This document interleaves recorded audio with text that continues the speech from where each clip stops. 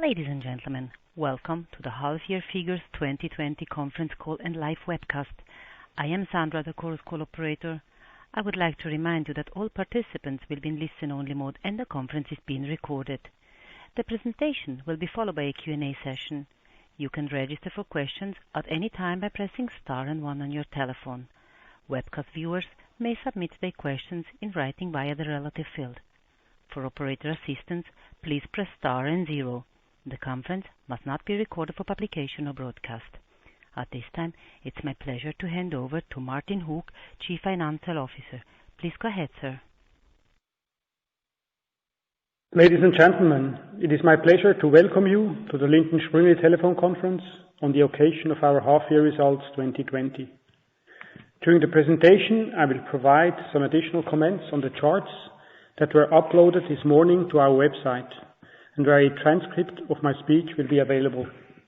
I'll guide you through the slides via webcast. The presentation will take approximately 30 minutes. Following the presentation, I will hand over to the operator, who will then manage the question and answer session. The agenda points of the presentation can be seen on this chart and include our response to the COVID-19 crisis, a detailed review for the first half, our expectations for the full year for 2021 and in the medium term, and a chance for you to ask questions at the end of the presentation. I would also refer you to the disclaimer at the end of this slide deck. Before I comment the usual slides showing our financial results, I would like to take 10 minutes to share with you some additional information concerning the impact of COVID-19 on our business and our response to that challenge. Despite the extreme and exceptional nature of this epidemic, we are pleased that our existing systems, with just a few additional measures, have coped extremely well.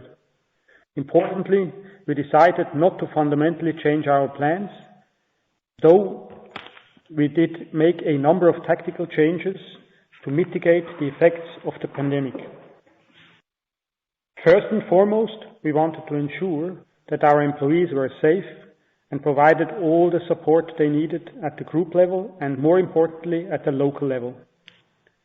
A central pandemic team in Switzerland, including the CEO and group HR, took charge of group-wide issues, such as insurance and legal, and monitored the latest global medical advice. Group-wide health and safety instructions were defined and the global supply chain was secured. In parallel, local pandemic teams were set up in each major location, whose task it was to monitor closely the latest developments and to make recommendations to their local operations. A constant flow of information between the central and decentralized teams ensured that best practice was shared. All our factories and retail stores adapted new layouts and additional hygiene regimes that included social distancing, face masks, and hand sanitizing. Similarly, in our administrative centers, we adopted social distancing and limited the number of people in meeting rooms and other areas. In addition, we take the temperature of all visitors at reception before entry. At the peak of the outbreak, close to 100% of all administrative staff were working from home. More recently, as circumstances have allowed, this number has decreased to roughly 50%. Throughout the whole period, we remained fully in control of the day-to-day business. Working from home functioned extremely well, and administrative productivity remained high throughout. Our existing logistics systems required no adaptation or additional measures, both for the inflow of raw materials and packaging to our factories and for the outflow of finished products to our customers. Everything worked well without disruption. Likewise, production ran smoothly and unhindered by the new hygiene regimes. Of course, we faced some rather unique challenges in the marketplace and had to balance shorter-term needs with longer-term priorities. We were determined not to neglect our employees, abandon our customers, or sacrifice our longer-term objectives. Within that context, we were able to take a number of prudent actions to mitigate certain short-term negative effects, thereby maximizing demand, minimizing costs, and optimizing our cash. To support the ongoing business, we maintained planned growth investments. We even slightly increased our promotional support to help our retail partners sell through Easter products.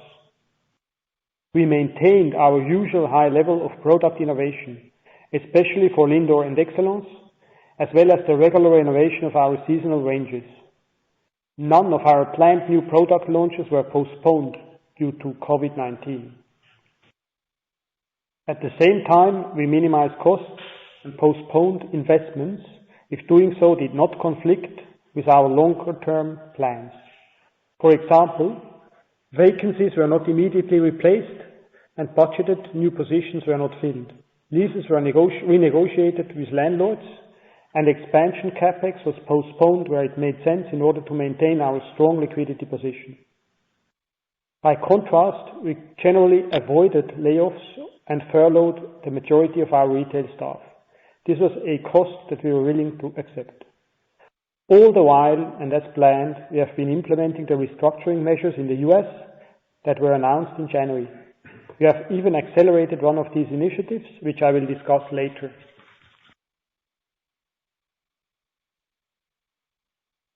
Crisis or no crisis, we decided to continue to invest in our future sales and profitability and in our key brands. In fact, advertising in the first half was slightly higher in absolute terms than during the same period last year. We also continue to invest in projects that drive efficiency, so we are ready to leverage these assets as soon as demand returns. Last but not least, I would like to thank all our frontline employees for their incredible efforts in maintaining the availability of our products and meeting the needs of our consumers.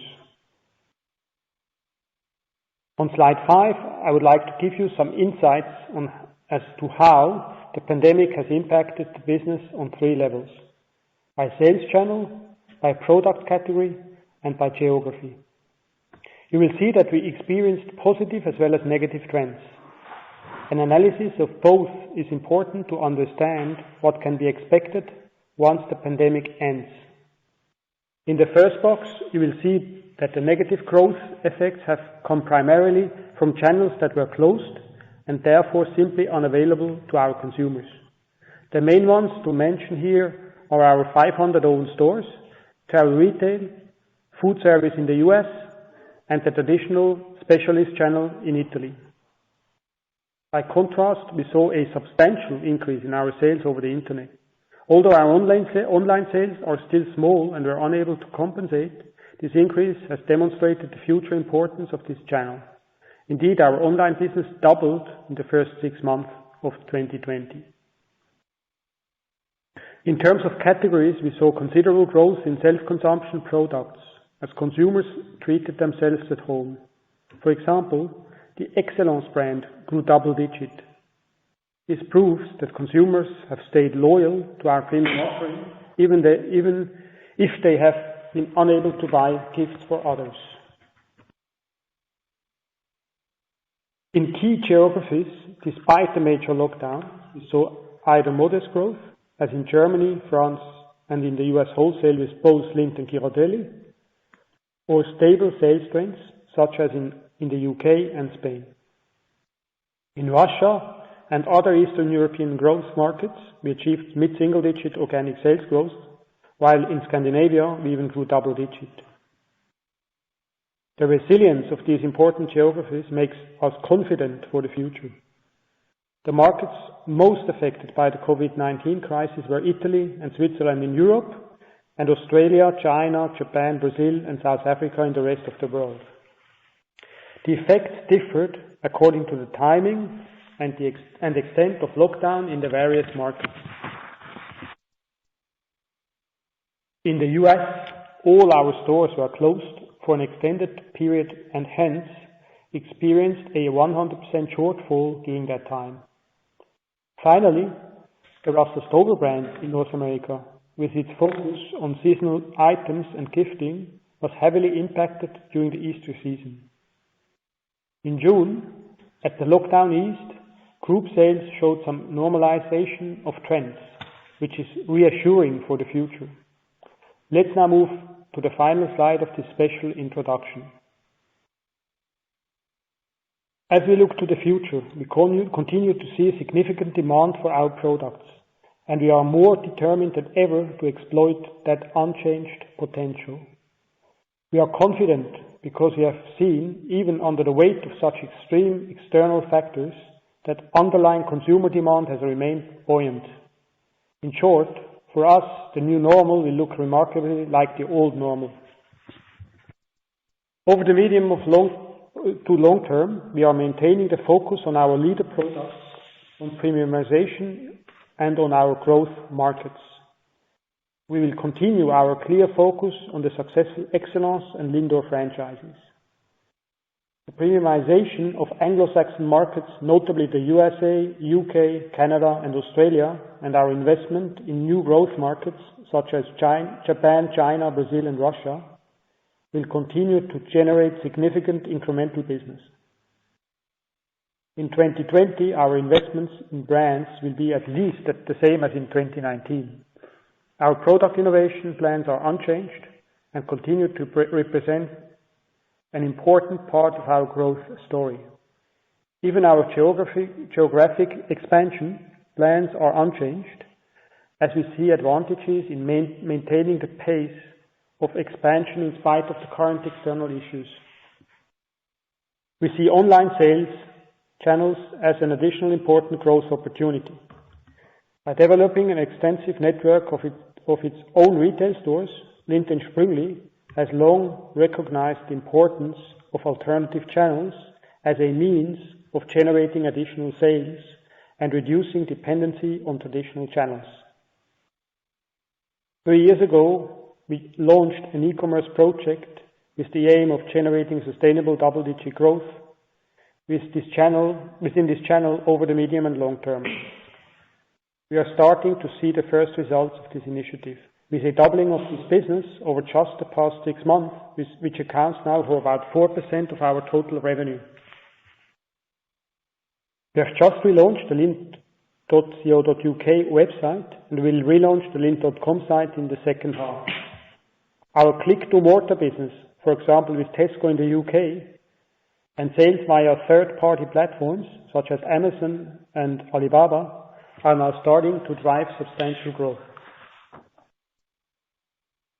We are still in the early phases of our e-commerce journey and, looking forward, we see enormous potential for the high-value gifting product range such as ours.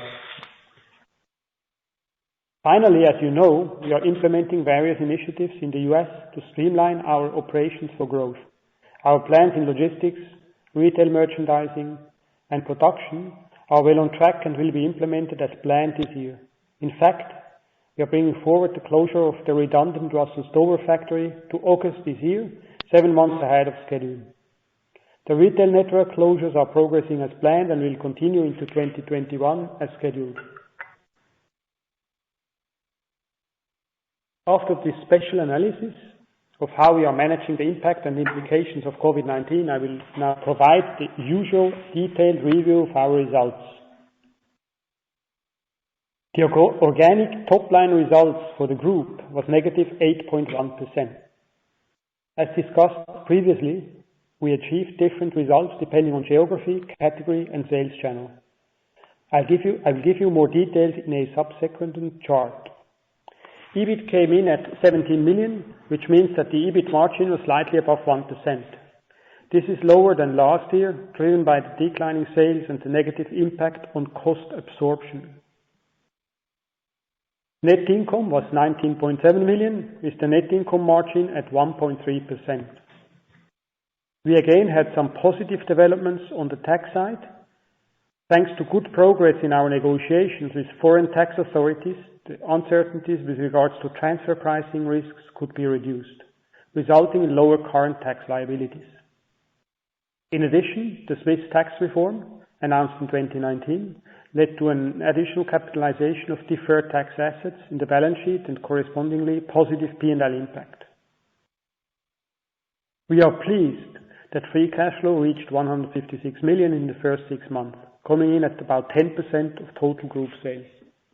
Despite the lower operating profit and net income, we saw positive impacts from our proactive management of net working capital and CapEx. Our net debt position, which includes a lease liability of 470 million, increased to 567 million. This is slightly higher than in December 2019, but lower than 1 year ago, when net debt was at 780 million. At this point, I would also like to stress that the equity ratio remains strong at 57.7%. Despite the challenges to our top-line growth, mainly coming from closed sales channels, our balance sheet remains healthy and robust, with a strong liquidity position even after paying the special dividend in May. I already mentioned in my introduction the key drivers for half-year organic sales growth shown here on slide 9. But I think that it is worth pointing out how exceptional this year is. It is indeed the first time for more than 25 years that the group has registered negative organic sales. A closer analysis of the reporting period demonstrates that the negative impacts occurred in just a couple of exceptional months. In fact, we had a strong start to the year and again a strong June after most of the sales channels reopened. In most key markets, regardless of absolute trends, we continued to gain market share with our key franchises, Excellence and Lindor. Therefore, it is clear that underlying consumer demand remained buoyant throughout, and this persuades us that future demand for our premium chocolate remains intact. On slide 10, we present, as usual, the sales growth in Swiss francs over the last 5 years. In most prior years, Swiss franc growth has been negatively impacted by the strengthening of our reporting currency. In the first half of 2020, this has again been the case due to the weakening of most currencies compared to the Swiss franc. The overall negative impact was 4.6 percentage points. Looking on slide 11 at the sales split by market, in the first half, North America reached 35.9% of total sales. Another important pillar, Germany, attained a 18.2% share, with the UK approaching 6.8%. The rest of the world, at 12.9%, was the most impacted by COVID-19, especially in markets such as China, Japan, Brazil, and South Africa. Please bear in mind that these numbers are shown in Swiss francs. Therefore, all percentages have also been impacted by currency fluctuations compared to last year. The drivers of our sales results are shown in the chart here on slide 12. Group volume, in fact, declined by just 1.4%, but combined with a negative price mix effect of 6.7%, overall organic sales fell by 8.1%. As I mentioned above, the foreign exchange impact was negative 4.6%, and this resulted in the 12.7% decline in Swiss francs. The key thing to understand is the dynamic within the price mix impact. The pricing impact was in fact slightly positive, so that the negative impact came entirely from the mix. The negative mix was in turn driven entirely by COVID-related effects. In particular, the channel mix, due to much lower sales in our own retail stores, as well as sales returns and participation in markdowns to support the trade sell-through of unsold Easter products. We now turn to slide 13 to review the key regional segments. In our biggest region, Europe, organic sales came in at negative 4.9%, compared to positive 5% at the half year 2019, representing a better performance than the other two regions. We delivered a solid performance in important markets like Germany, France, the UK and Spain. In Scandinavia, without a lockdown key market of Sweden, growth was even double-digit. In the Eastern European markets, Russia and Czech Republic, Slovakia and Hungary, we also grew mid-single digit. By contrast, In markets with a traditionally large Easter season, especially Italy, Switzerland and Austria, we suffered significant sales shortfalls. In addition, Italy had to close all its traditional retail stores, while Switzerland suffered from a complete absence of tourists. North America's overall negative 8.2% performance hides positive underlying trends. Lindt USA and Ghirardelli in fact demonstrated good resilience in the wholesale channel with low single-digit growth. Unfortunately, the closure of our US retail store network during most of the first half led to a double-digit sales decline in that channel. Also, the important Ghirardelli food service business was negatively impacted by the closure of most restaurants and cafes. The extremely positive performance in e-commerce was an important sales driver, but e-commerce is not yet large enough to offset the negative impact from the closed stores. As mentioned at the start of this presentation, the online channel is a strategic priority for our business. Russell Stover's main business is focused on gifting and sharing, mainly during the important Valentine's, Easter and Christmas seasons. The start to the year was very strong with a good performance during Valentine's, but Easter sales did suffer in wholesale, compounding the shortfall from the brand's own retail stores.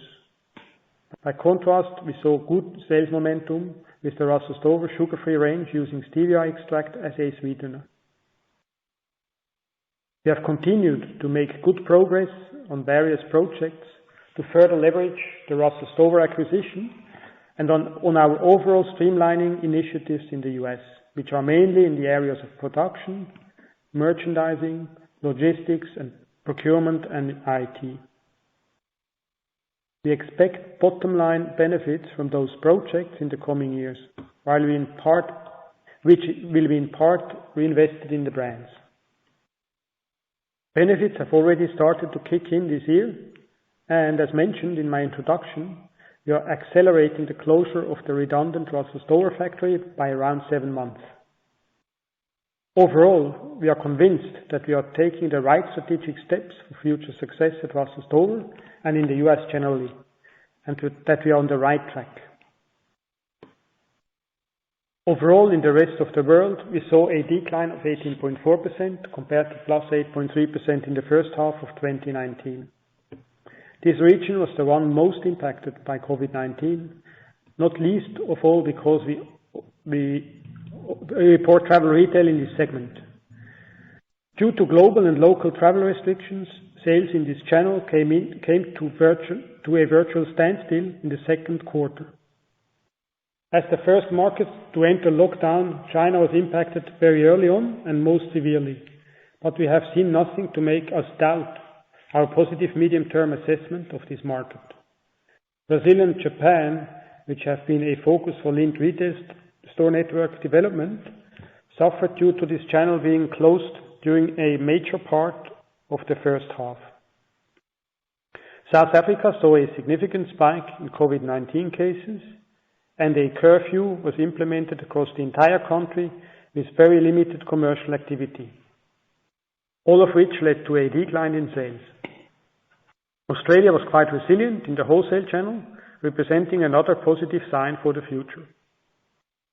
In the medium term, we are convinced that we will again reach double-digit growth within the rest of the world segment. Indeed, many of these countries are large chocolate markets with significant premiumization potential for Lindt. Let's move on now and go through the different cost categories, starting with material costs on slide 14. Material costs, which have been adjusted for changes to inventories, came in at 35.3%, 330 basis points higher than in the previous year and 180 basis points higher than in 2018. There are two factors behind this negative development, one sales-related and one cost-related. As explained earlier, our sales volume declined only slightly, meaning that we did not produce and sell much less chocolate than in 2019. It is simply that we achieved a much lower net sales per ton, net sales being the denominator in this calculation. On the cost side, we have seen increases over the past 12 months in cocoa bean, cocoa butter, and hazelnut prices, which will have an impact on our full year results. Looking forward, we estimate that our overall material cost should be at roughly the same level in 2021 as in 2020. On slide 15, I would just like to take a quick dive into our most important commodity, cocoa. Development of the cocoa market over the next 12 months remains uncertain. The outlook depends heavily on the positioning of market speculators who have an overproportionate influence on the cocoa market. That said, the market currently expects a slight surplus for the 2019-20 harvest season, but a larger surplus of around 300,000 tons for the 2020-2021 crop. The surplus predicted for the new crop is the reason why cocoa futures have declined over the past few months. By contrast, the living income differential of $400 per ton implemented by Ghana and Ivory Coast has helped push pricing in the opposite direction. Overall, as can be seen from this chart, cocoa bean future prices in London are currently trading at around £1,600 versus around £1,700 1 year ago. At the same time, cocoa butter ratio has more or less stabilized at high levels of 260 to 270. This compares to a ratio of around 270 to 280 1 year ago. Based on current market expectations and including the living income differential, we assume that cocoa bean prices for 2020-2021 crop will increase only slightly. Despite an absolute decrease of 42 million, personnel expenses were unable to keep pace with the decrease in sales. As a result, personnel expenses increased by 110 basis points. A large part of our personnel expenses are fixed costs, and so the decline in the overall sales inevitably led to diseconomies of scale. Given that we expect organic sales growth to recover and normalize in the medium to long term, the ratio of personnel expenses to sales is therefore expected to come down again in the future. Although operating expenses decreased by 47 million, the ratio increased by 100 basis points, driven up by two factors. Here again, we experienced diseconomies of scale from fixed expenses, such as warehousing costs. Secondly, as explained earlier, we maintained advertising investments at a high level and continued to invest in our brands in all geographies with the objective of emerging from the COVID-19 crisis as one of the structural winners. These two negative effects were partially offset by the positive impact of lower variable percentage rent expenses in our retail stores and other smaller runoff effects.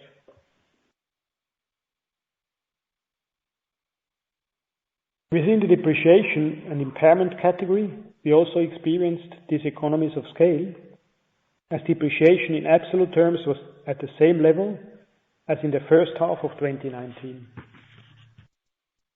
The key drivers for the increase of depreciation in recent years have been our CapEx program aimed at satisfying future volume growth and the reporting of depreciation for right-of-use assets in line with the new IFRS 16 standard effective from 2019.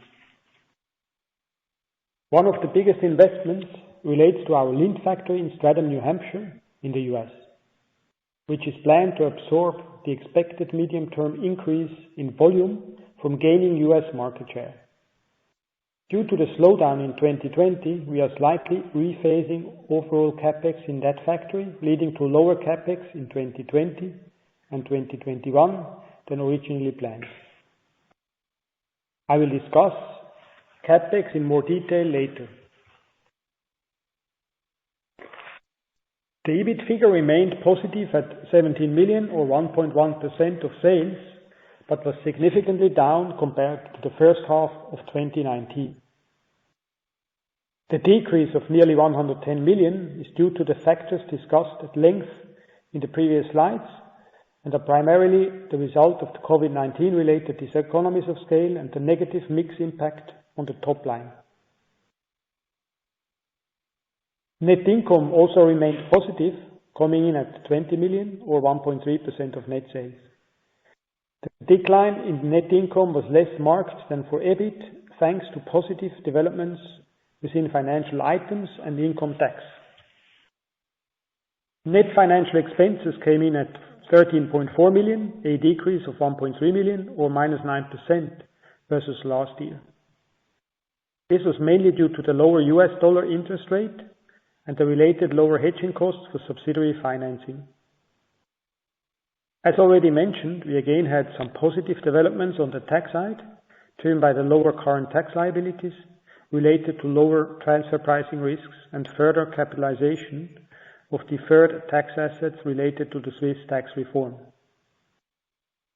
Looking forward, and based on our current outlook, we consider a tax rate of 21 to 22% to be sustainable over the medium term, assuming no major changes in tax legislation. CapEx from the first half came in at 117 million, at roughly the same level as last year. This is less than planned, given that we had decided to postpone certain growth-related investments. We now expect CapEx to reach around 230 to 250 million for the full year, which is about the same level as in 2019.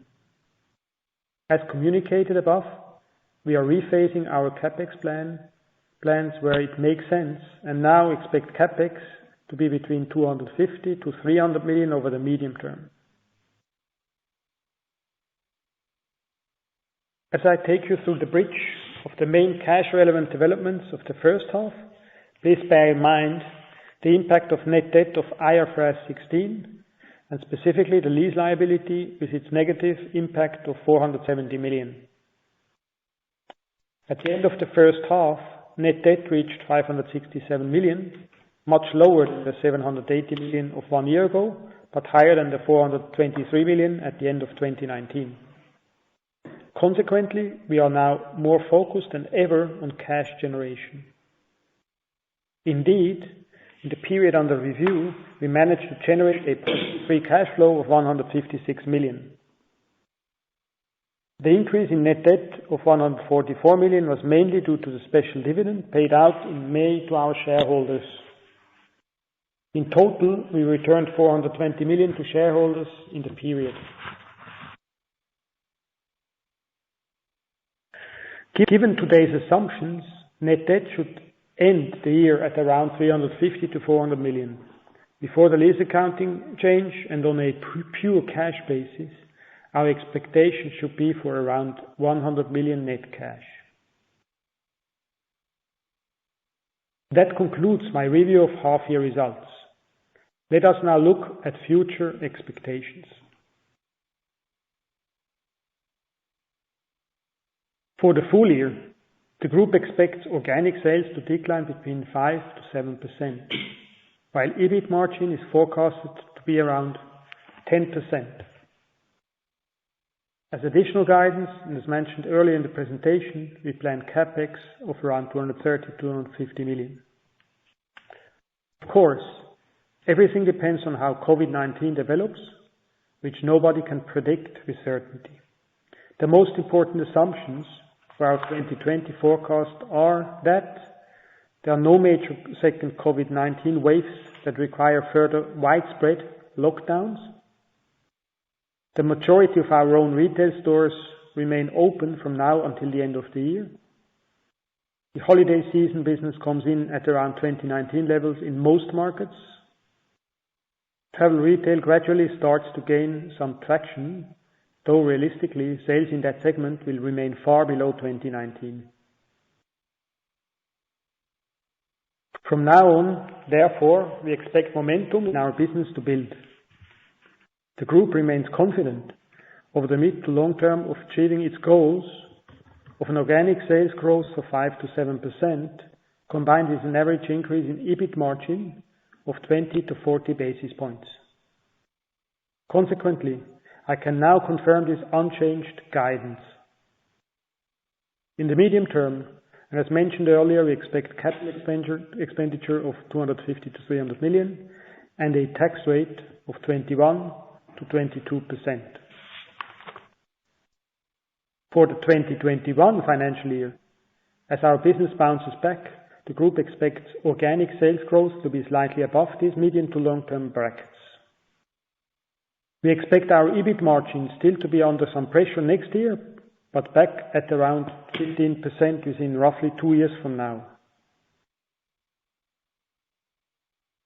With this, I come to the end of my presentation and hand over to the operator, who will manage the question and answer session. We ask you to limit yourselves to a maximum of 3 questions, so everyone has the opportunity to ask questions. Thank you. We will now begin the question and answer session. Anyone who wishes to ask a question may press star and 1 on the touch-tone telephone. You will hear a tone to confirm that you have entered a queue. If you wish to remove yourself from the question queue, you may press star and 2. Participants are requested to use only handsets while asking a question. Webcast viewers may submit their questions in writing via the relative field. Anyone who has a question may press star and 1 at this time. The first question comes from Warren Ackerman from Barclays. Please go ahead. Good morning, Martin. It's Warren Ackerman at Barclays. Hope you're well. 3 from me. The first one, Martin, you talked about June being more of a normalized month. Are you able to quantify what June looked like relative to April and May, how you exited the quarter? The second one is you're making the key assumption of no further lockdowns, but if you're reading the news, it seems like Miami, Florida, LA are potentially going into imminent lockdown. So that key assumption could already be out of date immediately. I was wondering whether you can maybe give us sensitivity within your 36% in NAFTA to California and Florida to get an idea of the risk assessments on that key assumption that you're making. And then the final one is just on margin. You said there will be some negative impact next year on the margin. You've given the organic growth guidance for next year. You've told us what the margin will be, hopefully, in 2022, 2023, above 15%. But what about in 2021? You say still under pressure. Could you give us a bit more clarity on what that means relative to the 10% this year? Thank you.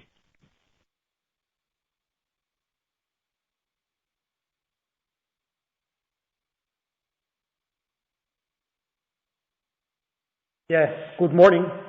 Morning. Just to write down all your questions to be able, I'm not forgetting one of them. So the first one was about June, exactly. Yeah. So of course it looked very different depending on the markets you look at. We had some markets which grew double digit. We had others which, still suffered under a kind of, not a lockdown, but closed retail stores. So overall June was somewhere in the mid-single digit area, in terms of growth. But as I say, there were big differences between different markets, but it gave us a lot of certainty that we could clearly see a bounce back. With regards to your question on lockdown or lockdowns, our key assumption is that will not be one huge lockdown at the same time where everybody basically is closing down, all retail stores closed down for 3 or 4 months, right? I mean, we obviously will see some lockdowns like the one in Melbourne or the one in California, and that's factored into our numbers. But we don't expect something similar to happen in those numbers like what happened basically in March, April, where everything was closed, right? Where all our stores were closed at the same time for 8 to 10 weeks, and in some countries even longer. And where restaurants were closed, so we lost basically for 2 months our food service business in the US, etc. So some of it is factored in, but not same magnitude as basically we saw in March and April. Now you mentioned California and Florida. Florida itself is not, let's say, the biggest chocolate market for us within the US because it's, of course, temperature is quite high. California is a bit a mixed bag, dividing between northern and southern California. But yes, California being the biggest state from a population point of view in the US, for sure, is an important market for us. And we can see that currently also in retail, right? Because retail is really, especially for Ghirardelli, quite an important state. And Disney, I think some Disneys have even reopened, but we have to see if the tourists will come back, because we have 2 stores in Disney, one in Florida and one in California, and then also the LDSVF store in San Francisco. It is impacted for sure, but on the other side we see some very positive momentum in baking and in also food service, which is somehow coming back nicely. And then you asked about the margin for 21. We are not giving a specific guidance for 21 on the EBIT margin, but 2020 is at 10%, around 10%, and then we're saying 2022, 23 at around 15%, back to 15%. So you can assume that 21 will be somewhere in the middle between the two. Okay, thank you. The next question comes from Alain Oberhuber from MainFirst. Please go ahead. Good morning, Martin. Alain Oberhuber, MainFirst. Also 3 from my side. Regarding the recovery you expect on the organic growth rate, can we expect it will mainly come from price mix? And if so, which of these factors? The second question is regarding your visibility. In particular regarding the festive season for Halloween and Christmas. Obviously, it's a little bit too early to have the sell-in already, but what makes you this confident that you have this recovery, given the key assumptions you have said? And the third question is regarding travel retail in 2020. As you said, it will remain far below 2019 levels. What was your base case assumption for travel retail prior to COVID-19?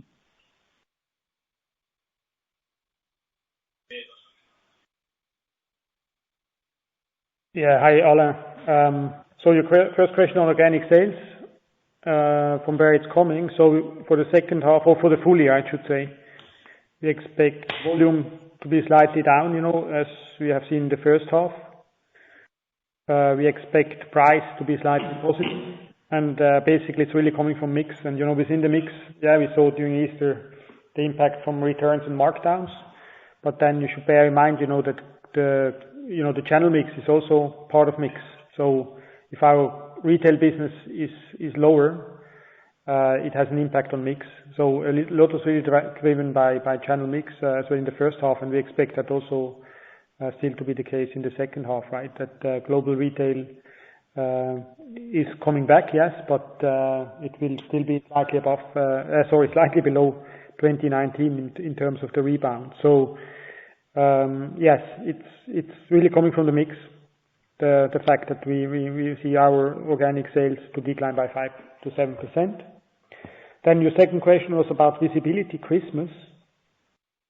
Of course, at the end of the day, we try to make our assumptions. We also try to give you a certain, guidance with our best knowledge we have today.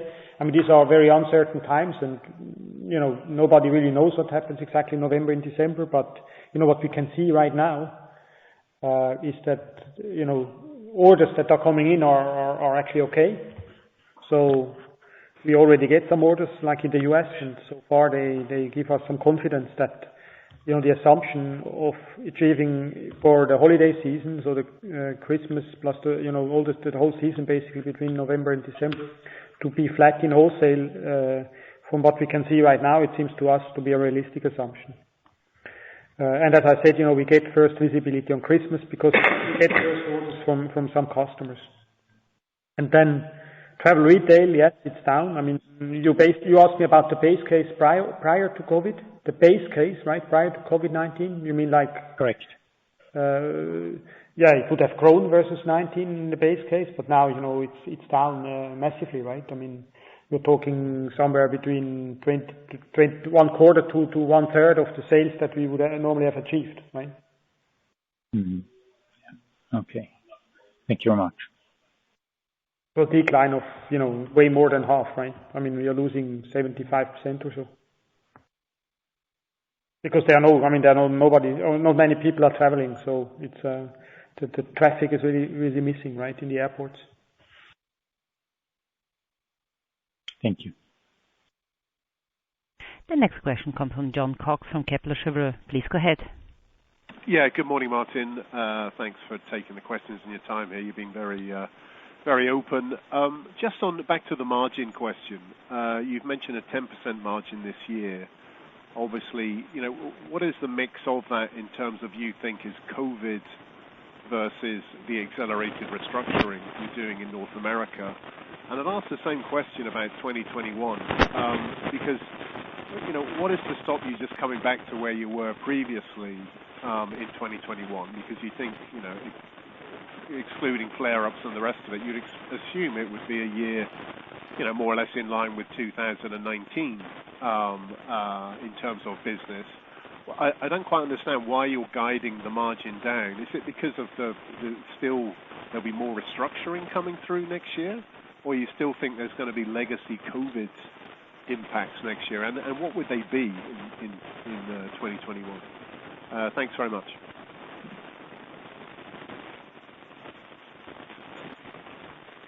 There's maybe you can go mute, John, because somehow there's a background noise. Sure. If you could go on mute. Thank you. Thanks, John, for the question. So, yes, margin 10%. So your question was why 10%? What the impacts were on that?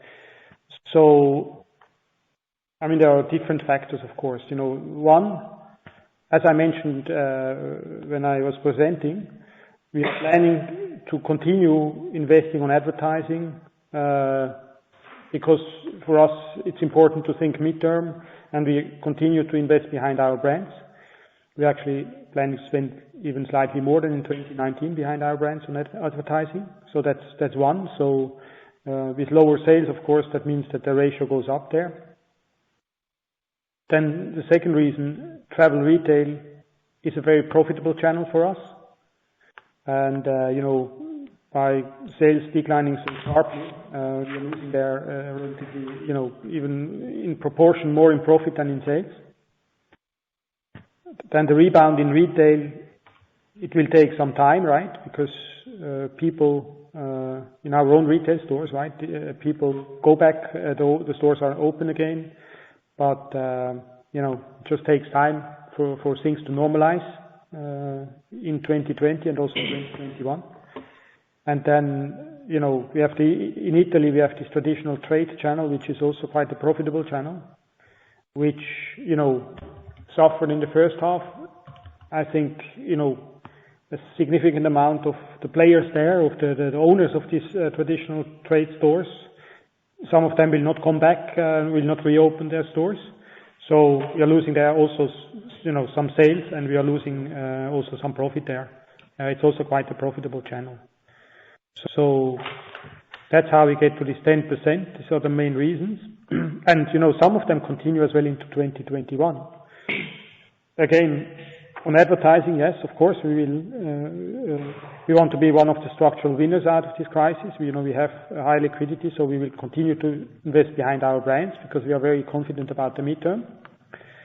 Travel retail in our plans right now will continue to be low, the sales, maybe slightly higher than in 2020, but not much higher. So in this mix, we will continue to have a negative impact from travel retail on the profitability. Exactly the same for Italy, for the traditional trade. I think a significant amount of the stores will not reopen, not even in 21. So we lose there also again profitability because it's, as I said, a profitable channel. And then retail will rebound even faster in 2021 than it was in 2020, according to our plans right now, our own retail stores. But, we have to see at what level compared to 19 they will really be in 2021. So these are really the key drivers and the key reasons why we think, 21 will not just be back at 2019 levels. I want to just have a follow-up then on so the accelerated restructuring has got nothing to do with, additional costs there, which are and then just, on what's happening in North America. Can you give some rough idea of what you think it may do to your, cost base in North America? Everything you're doing there, either in, tens of millions or, whatever way you want to talk about that. Thank you. Yeah, I forgot to answer this as well, Ben, because it was one of your questions before already, the restructuring, right? So we are not planning additional restructuring right now. We are just planning to implement what we have announced in January. The big portion that we are even accelerating slightly further is the disclosure of the factory, but actually everything has already been booked in January, right? In past year, basically. So there's no additional negative impact from that. We will see some positive impact coming from the restructuring. Further in the outer years, it will be more than in 2020, 2021. It's kind of because, some of the stores, for example, which are not so profitable, we are, as I communicated as well in January, we are not renewing the leases, but it's not all in 20. Some of it is in 21, some of it is in 22.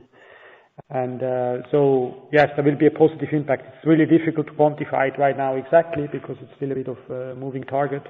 But yes, there will be no additional restructuring planned right now for 21. So that's not the reason why there's no rebound in 21 to 15%. The reason for that is really the other four reasons that I gave you before. Advertising, which remains high, travel retail.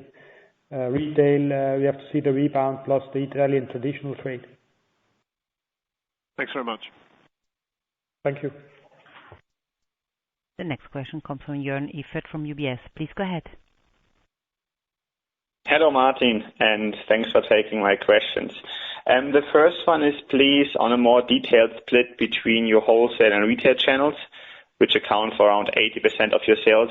I mean, what was the growth here in the first half 2020, and what is also your assumption here for the full year guidance? And then as a balance, I can calculate myself, and for your own shops and for retail, what was the impact here in the first half, how sharp the decline was in sales, and what is also your assumption here then for the second half? The second question is, please, on your pre-orders for Christmas. As far as I remember, over the summer, 80% of the volumes are pre-ordered now for Christmas. What is the liability if Christmas turns out to be really bad? I mean, is it you are sharing the pain with the retailer, or you have to take the products back? And the last question is, I mean, you have a very strong liquidity and balance sheet. I mean, EPS are likely below your initial plans and market expectations due to COVID-19. But is there willingness in the management and the supervisory board to compensate investors with a structurally higher dividend? Hi, Jörn. Thanks for the questions. So your first one was about wholesale, retail, actually this 80% of the business, if I understand you correctly, if you exclude retail, travel retail, traditional trade, food service, etc. Yeah. These are the 20% that were under pressure. So it was actually, the 80% was flattish, and the 20%, we lost, you can calculate it yourself, somewhere between 30 and 40% overall.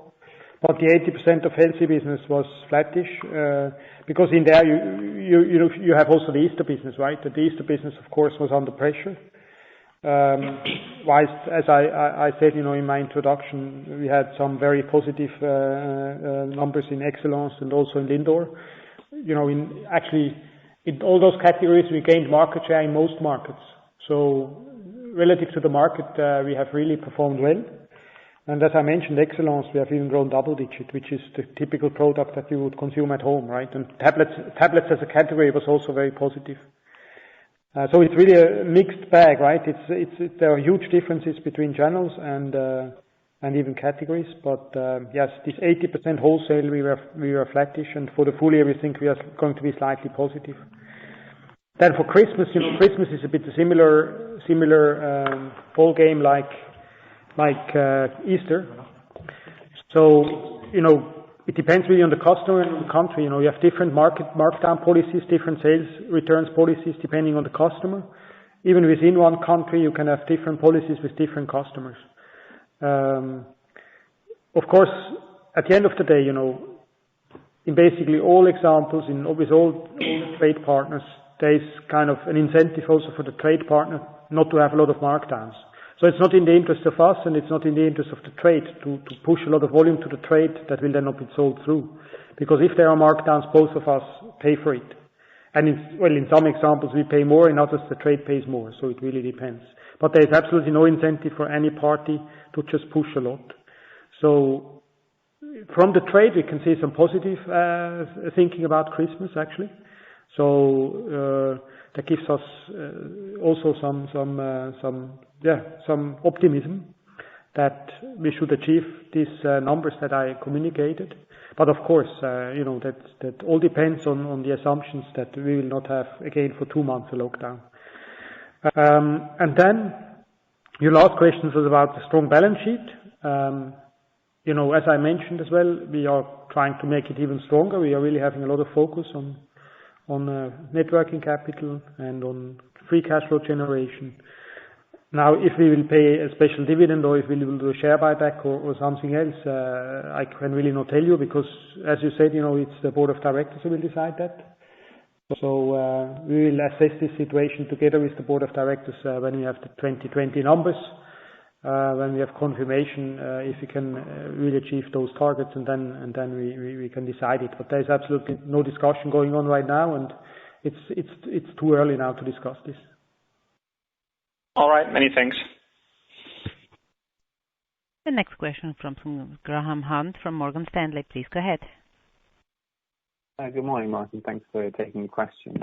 The first question is on your growth investments going forward. I know you said that the new normal will look remarkably like the old normal, but I wondered if you could talk a little bit about where this step up in spend is going in terms of either geographies or channels, and if this is more focus on defending and building share in your existing key markets, or if you're leaning into new market opportunities that you might be seeing out of this crisis. And then the second question, just briefly on Brazil, I wondered if you could give any additional color on what you're seeing on the ground there at the moment and what you're penciling in for recovery expectations there under the current guidance for this year and beyond. Thanks.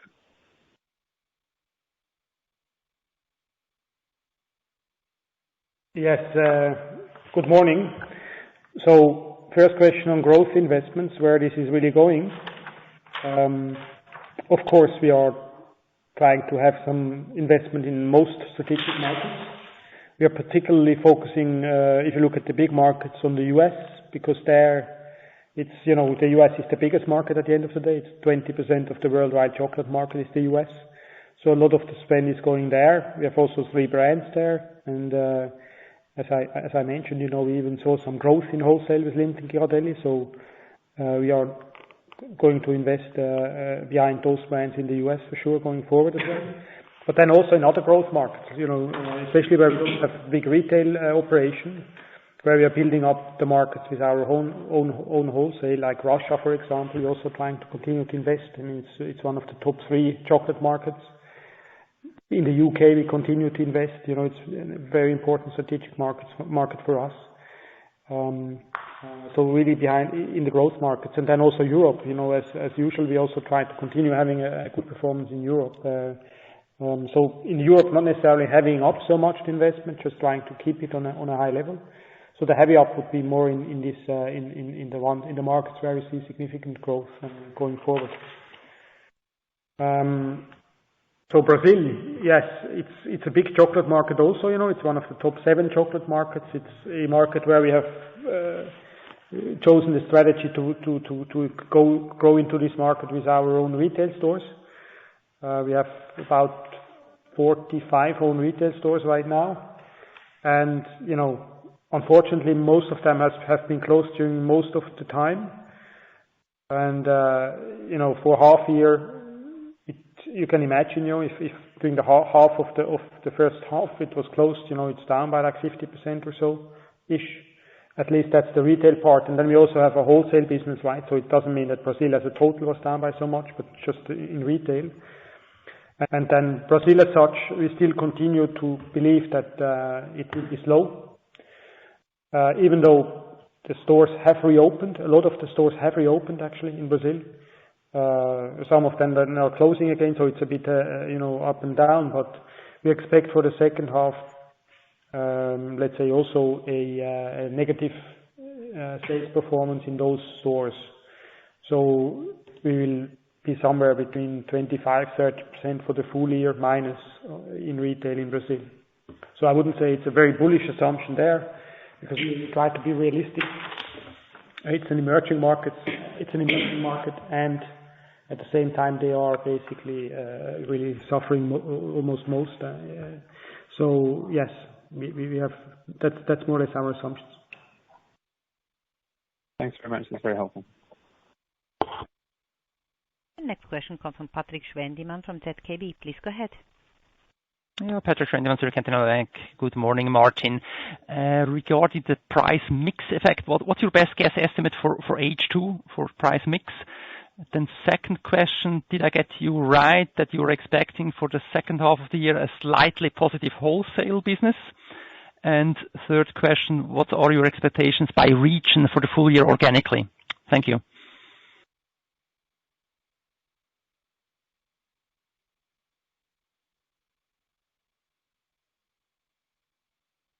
Sorry, can you just repeat the second question quickly? In terms of the second half, did I get this right, that you're expecting a slightly positive growth for the wholesale business? For H2? Yes, that's correct, yes. The pure wholesale, let's say, yes. Yes. Slightly positive. So that decline of roughly 3-6% in H2 is again coming from retail, travel retail, food service? Correct. Okay, thank you. And, also for price mix, we expect a similar, even slightly, of course, the numbers will be slightly lower in terms of negativity. But, if you take the middle of the -5 to -7, -6, even in there, we would expect a negative volume, slightly negative volume, right, for the full year also, -1, -1.5-ish. And, and price mix similar as well, let's say, the difference, right? And, it's really, again, the mix, right? So the picture change dramatically for the full year, compared to what you see now in the first half. But slightly better than this -6.7%, right? Yeah, exactly, because the total, let's say, will be slightly better as well, right? So it's probably -4.5 or something like that. Right. And then you asked about the guidance. Well, it's not really, it's just our best guess right now. So for Europe, for the full year, somewhere between -3 and -6. For North America, somewhere between -5 and -8. And for rest of the world, somewhere between -14 and -18. Yeah, that was your question, right? Okay. Yeah. Maybe just one additional question. The online business, did I get this correct? Is 4% of your sales now? That's correct. Yes. So up from 2% to 4%. Okay, perfect. Thanks a lot, Martin. See you on Friday. Thank you. See you. The next question comes from Jean-Philippe Bertschy from Vontobel. Please go ahead. Thanks. Good morning, Martin.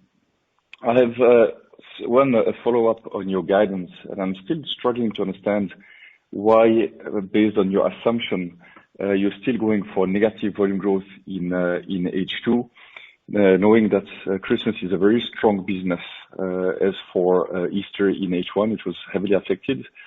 And when you see that the own retail stores, travel retail, and food service were closed for the biggest part in H1, in H2 there is a gradual reopening or recovery. So why are you so negative on the volume growth? And the second one would be on Italy. If you can give some color, probably sales were down 30-40% there. If you can give some color on how the traditional trade has been behaving and what you expect into H2.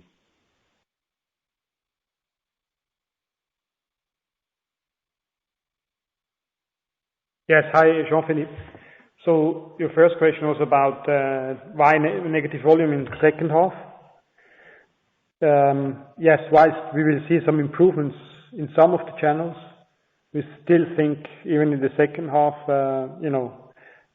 we will not be obviously back at the same level as in 2019. For example, if you take retail, our own retail stores, our assumption right now is that we will not be back to the same as in 2019.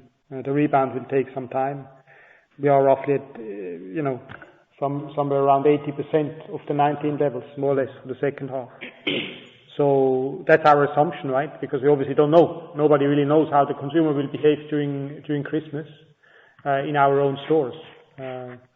Because with social distancing, etc., you're logistically not able to transact so many, or perform so many transactions as you can if there's no social distancing, right? So if there's still social distancing, there will be an impact on the store throughput in November, December during the Christmas season, where you have a lot of people going into the stores. So that's why we assume basically that the rebound will take some time in global retail. So that's one of the reasons why, well, that's one of the key reasons, apart from travel retail, which is kind of obvious, why we have those numbers in the second half slightly negative. Yes. And then your other question was about traditional trade. So was that just in general what we expect from traditional trade in Italy going forward? Is that correct? Yes, so, exactly. And the sales decrease overall for Italy in H1, I guess something like minus 40% organically. So traditional trade, is as I mentioned, is an important part of the Italian business, but it's a business that has been in decline as well in recent years, because you have lots of these small stores just struggling because the traditional trade is obviously, the modern trade is getting stronger and are reopening more outlets, etc. So the traditional trade, even before COVID-19, was declining, as a market, between 5 and 7% before, and we were a bit better than this, but still for us also this was a declining business before. But now the COVID crisis accelerates this basically. At the same time, we have a very success. We have started to build up 10 years ago a very successful business in modern trade as well in Italy, and this is really a nicely growing business. So Italy as such, for the second half, we expect it to continue slightly negative, especially driven by this traditional trade. But we expect an improvement. And in modern trade, we have also gained market share in Italy. So relative to the market, our performance is actually quite good in Italy. It's really these special circumstances that this specialty channel is still quite important in Italy. But strategically, in 10, 20 years, this channel will continue to decline. That's why we have really looked at other avenues to sell our products many years ago, and those are impacted much less. And my assumption for a sales decrease of 40% in H1 for Italy, is that accurate? It's more or less correct, yes. Thank you. The next question comes from Faham Baig from Credit Suisse. Please go ahead. Hi, Martin. Thank you for the question. One sort of broader question. I guess this crisis is different to the one we saw in 2009, in that you have a global crisis, the global financial crisis, that it's preceded by a health crisis. And I just wanted to understand, in the surveys and the consumer response and questions and answers you're seeing, has there been a change in view from consumers when it comes to consuming what would be indulgent but relatively high sugar product items in confectionery, and relating to the financial element? Are you seeing any down trading in your larger markets within confectionery or not? Or is this something that we need to look out for when going into FY21? Second and third questions are relatively quick. What would be your best guess for full year tax rate, given some of the moving parts you've had in the first half? And thirdly, online, it's a growing business, but when you compare it to potentially other FMCG categories, it's still a very small proportion. I guess one of the difficulties you've had with confectionery historically has been on the distribution side and ensuring that product quality remains up to scratch when it's delivered at home. What elements or what areas of improvements are you sort of driving in order to improve the distribution in the online trade to further accelerate that channel? Thank you. Okay, so coming to the first question about the change in view of consumer during COVID, and if you can see some down trading. What we can really see is that we are gaining market share, one, and we are losing sales in channels which were basically closed. As I mentioned, like traditional trade, like global retail, our own retail stores, like also travel retail, which was almost closed, came to a standstill. At the same time, we have seen at the same time that our Easter business, for obvious reasons,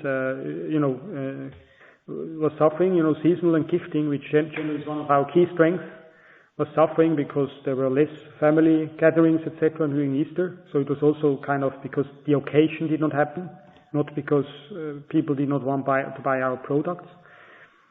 And at the same time, we saw, our business which was consumed at home, like Lindt and Excellence, really having fantastic results, especially on the Excellence side where we grew double digit. So from what I can see, I can rather see an acceleration, in the example of Excellence, people who have been working from home, they can maybe not go out to a cinema or to a restaurant, so they buy a nice chocolate, and they buy a chocolate with high quality, and we can rather see an increase in the demand on this side, right? So how I assess right now the crisis, it's really, the decline in sales is really mainly coming from channels that were not available to the consumer, and not because the consumer has decided not to buy high premium chocolate. Then for the tax rate for 2020, it will be, I guided it to 21 to 22 for the future. Now in 2020 it will be slightly better than that because of the impacts we have now seen in the first half. And online in general, your other question, we have to really, when you talk about online, we have to look at the different areas online. We have the click to mortar, so the Tesco.co.uk, for example, or the Sainsbury's or Ocado. And then we have to look at the platform separately, right, like Amazon or Alibaba, and then our own e-commerce. So the biggest share of sales is actually in the first two, so click to mortar and the platforms. And, our own e-commerce is a smaller part of the total online sales. And, the logistics problems, let's say, if you want to call it like that, or challenges, they are more focused on our own e-commerce, so Lindt.com. And there, in general, we have also good results, and we are finding also good ways of accelerating that. As an example, in many markets we have used our own stores for pickup, so consumers were able to order products and then they could pick them up in our stores, so click and collect. So yes, it's still a small portion if you look at these three pillars of online, but we can see definitely this growing very fast. And as I mentioned, we have started a big project for all these three pillars 3 years ago. So it's kind of the kick of the project is unrelated to COVID-19, but now, of course, it is helping us tremendously now in 2020 to offset some of the shortfalls we have seen in retail. Thanks for the response. Just going back to one of the first questions with regards to health. Is there an intention as part of your innovation pipeline to maybe launch more sugar-free variants, stevia variants, just to maybe grasp additional customers or keep some of the customers that are worried about their health, which seems to be increasingly the case? As you know, in the US, this is quite probably the biggest market in terms of, share of sugar-free as part of the total chocolate, right? It's still relatively small there as well. And there with Russell Stover, we are quite big. We have like 60% of the sugar-free market in the US. It's small, of course, as I mentioned before, but it's still, it's a nice part of the business of Russell Stover. And they have actually, over there, they have launched a bar, sugar-free bar, chocolate bar, because so far we had the bags, right, with sugar-free products, but now we also have a bar with different chocolate-free bars. Then another nice innovation, if you don't want to eat a lot of sugar, is Excellence 100%, which is also, of course, free of sugar, right? Or then also Excellence 100% cocoa orange. So it has some orange flavor as well, but both of them are 100%, so zero sugar. So definitely, yes, we are looking at this, and it's part of consumer demand. We have also recently announced the launch of Hello Vegan tablets in Germany, so they're in the vegan area. Now they are not sugar-free, but they are also another type of consumer trend that we are trying to follow, where we see the opportunity, of course. So yes, we are also looking at those things. Thank you. The next question comes from John Ennis from Goldman Sachs. Please go ahead. Hi, Martin. Two from me, please. The first is on the top line guidance again of 5 to 7% sales declines. I guess what strikes me as a little bit odd is that you're not forecasting much of an improvement until the Christmas period, really, when you then expect flat sales. So between now and November, you effectively have a very similar run rate of declines implicitly to the 1H that you've just delivered. I guess why is there limited improvement between the 1H and the start of the Christmas period, particularly in the context of you saying that June was maybe slightly better? Is that because June you would consider to be maybe a bit of a blip and not a good indicator of the exit rate? So a bit of colour on that shape would be helpful. And then my second question is on the margin performance in 1H20. Could you maybe help bridge the performance and give us the proportion of the 110 million EBIT decline that was down to global retail and travel retail, please? Thanks a lot.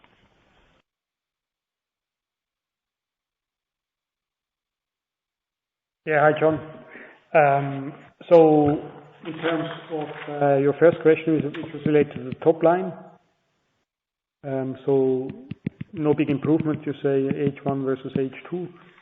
I mean, yes, at the moment, we are still assuming, as I mentioned earlier, especially on global retail, that the rebound will take time. Even if all the stores are open, we are assuming that, it will not be back to the 19 levels in terms of revenue. So that will take time. Even though June was positive, and, we had some positive momentum there because we are, trying to bring some innovation on the market, like ice cream, etc. as well. But yes, retail will take some time to rebound. Travel retail will be the same as in the first half. And the Italian traditional trade will also continue to suffer. I think food service in the US, we have to see what happens because as it was mentioned earlier on by Joe, I think, California is on lockdown, for example. Florida is on lockdown, so some of the restaurants there are also maybe closing again. So also on food service, we are obviously not assuming that we will be right back at the 19 levels, even if June there has been promising on food service in the US. So a lot of the reasons why we have basically negative sales in the first half, they are not just going away in the second half. If you look at the pure wholesale, then there as I mentioned as well before, there we think we will be okay actually in a good shape in the second half, probably even slightly better than in the first half, depending on the Christmas season, of course. But there we should really be able to be at flattish to even slightly positive. So yeah, it's a very similar story to the first half. And then your 1 second, please.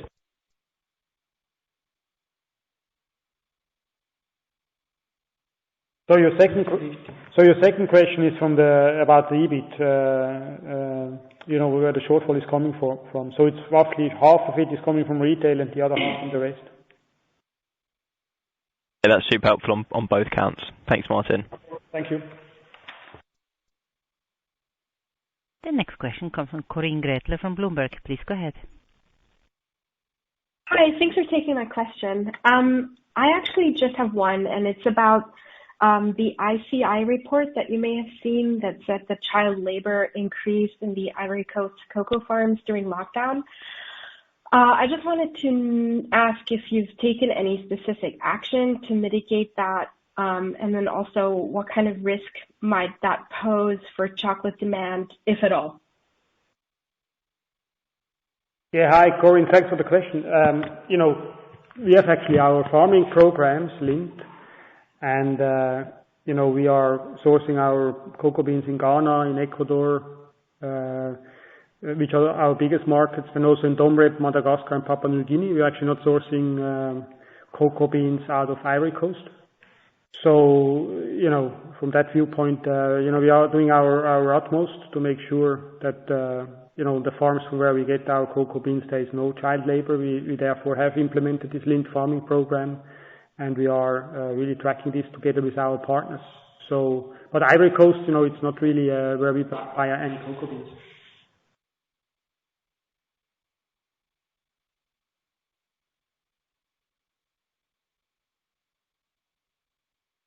Okay. So I assume we go to the next question if there are other questions. Mr. Hook, this was the last question. Okay. So thanks everyone for your patience, for taking the time. And yes, have a fantastic day and stay healthy. Thanks a lot. Ladies and gentlemen, the conference is now over. Thank you for choosing Chorus Call and thank you for participating in the conference. You may now disconnect your lines. Goodbye.